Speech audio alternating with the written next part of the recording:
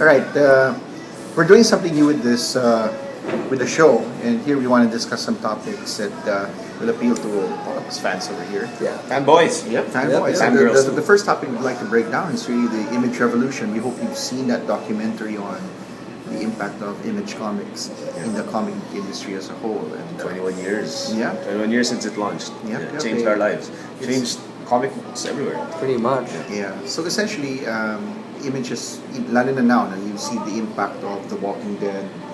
But Diamond Distributors announced that their number one selling comic book of 2013 Walking was The Dead Walking Dead 115. 115. And then the best-selling graphic novel was Saga. Yeah. Yeah. And number two was The Walking Dead. Yeah. Man, they've really come a long way from all that young blood and Wildcats. Definitely. You know, out of the three of us, Rick and I have seen the Image Revolution. JV hasn't, but he's lived the Image Revolution. Been there. Yeah. Yeah. So, you know, basically it's a documentary that talks about how these seven artists decided that they'd break away from Marvel and DC and put up their own company because they wanted ownership of these characters. They didn't want their characters to be used by Marvel and DC without getting compensation. So, yeah. And it's essentially the history of Image, but I feel that they missed out on several really, really big stories. Bring it up, man. Bring it up. Like, although they talked about the kicking out Rob Liefeld from Image Right, and his yeah, eventual coming back, but they did not talk about Todd McFarlane's war with Neil Gaiman over Angela. They did not. Yeah. Diba? They So even surprised. lost over the Jim Lee when The Jim Lee sold yeah, out. dude. Even that Mark Silverstreet going on his own. I mean, that should have been. They kind of mentioned Top Cow kind of getting into a war with Extreme Okay. a bit, Alright. but Did they mention Michael Turner?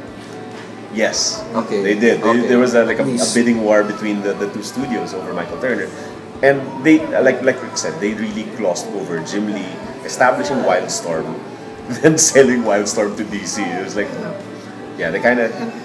And even the second or third wave of titles, when you think about it, those were some pretty awesome titles. Astro City, Yes. diba? Yeah. Yes. The Authority. Yeah. If you ask me, the Authority paved the way for the Ultimates. Of Yes, course, Right. definitely. Definitely. ultimately, Definitely. the Ultimates was groundbreaking in itself. You know, it's still different from the Authority, but the Authority paved the way for the Ultimates. I agree. That's I true. totally You know, agree. there were all these awesome titles. Stormwatch before the end of its run was fantastic. Warren Ellis. Warren Ellis. The Warren Ellis stuff was pretty good. There was a lot of good stuff coming out of Image. Yeah. A lot, and I'm surprised why did they?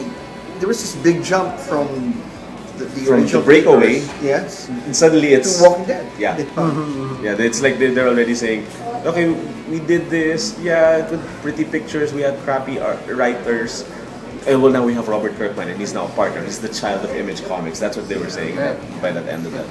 We all know naman the documentary and its shortcomings because it was fan funded. Yes. It was funded by fans. But still, it made an even greater story. Had even talked about there were all these other issues. Because eventually, but there was a part there where Todd McFarlane was upset with Rob Liefeld and Jim Lee for even going back to Considering Marvel. talking to Marvel, But yeah. there was a crossover, Batman and Spawn. Yeah.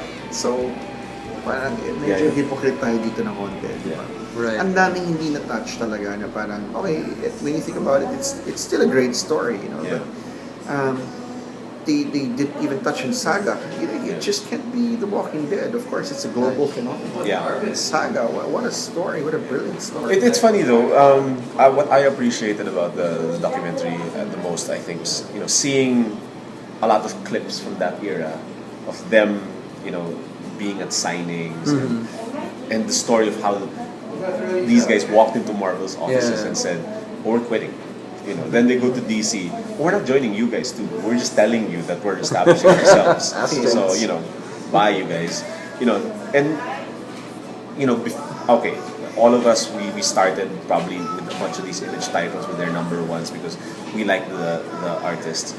But when eventually I realized it's bad writing, Right. so I gave up. But now, creator ownership it's so huge now, and ImageCon just happened like 2 weeks ago. They've got all these plans with guys like Scott Snyder coming over Yeah. and establishing themselves. Everyone wants to- Baker earlier. Dude, everyone wants to be the next Walking Dead. Yeah. They want to come up with material that's going to be adapted sooner or later. Yeah, and have full ownership. Exactly. Speaking of full ownership, the reason why I raised the Neil Gaiman Todd McFarlane tussle was because, remember, Neil Gaiman created Angela within the pages of Spawn. Right. And remember, Todd and company left for the very reason of ownership of the stuff that they were creating. And here is Neil Gaiman creating a character, and that's Angela, which he won the rights to eventually. Right. And That's why he's brought her to Marvel. exactly, so bakit hindi na pag-usapan na mabuti yun? Di ba? They completely ignored it. Yeah, McFarlane being the hypocrite. Yeah, di ba? So, ang dami, right? But, it's still a fascinating story. Yeah, because they really show that